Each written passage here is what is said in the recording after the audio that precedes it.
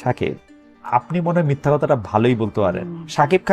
আমি সাকিব খানকে বললাম যে সাকিব খান, আপনি যে এই বাচ্চাটা যে আপনার হয়েছে বা বাচ্চাটা যে আপনার, সেই দাবি নিয়ে কি আপনার কোনো প্রশ্ন আছে? তো উনি বললেন যে না। তো এই বাচ্চাটা তো আপনার, যে হ্যাঁ হ্যাঁ হ্যাঁ, আপনি বাচ্চাটাকে কখন দেখছেন? এবার যেন সব রহস্যের জট খুলে দিলেন বুবলি। এতদিনের নানা প্রশ্নের জবাব দিতে বুবলিকে নিয়ে লাইভে হাজির হন সাংবাদিক খালেদ মহিউদ্দিন। লাইভে বুবলি বলেন, আমি কোনোভাবেই সাকিবকে বোঝাতে পারছি না যে এই সন্তান তারই। এখন পর্যন্ত সাকিব আমার মেয়েকে একবার দেখতেও আসেনি। অভিযোগ করছেন যে এই বাচ্চাটাকে আপনি আসলে জন্মের পর পর দেখেন নাই। তো বলছে যে না, আমি আসলে জন্মের পর পর দেখি নাই। তো কখন দেখছেন?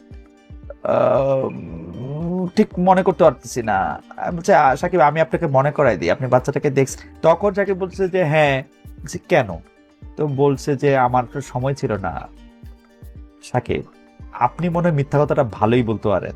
আমি এটুক পর্যন্ত বলছি যে আপনি বানায় বানায় এবং মিথ্যা কথা মনে হয় ভালো বলেন। এ সময় সাংবাদিক মন্তব্য করেন, সাকিব কিন্তু বেশ সুন্দরভাবেই নিজের মতো করে অনেক কথা সাজিয়ে বলতে পারেন। জবাবে বুবলি বলেন, আমার দুই সন্তানের বাবা তো সাকিবই, কিন্তু সন্তান জন্মের পর কেন সাকিব সবসময় এমন আচরণ করে সেটা আমি বুঝতে পারি না।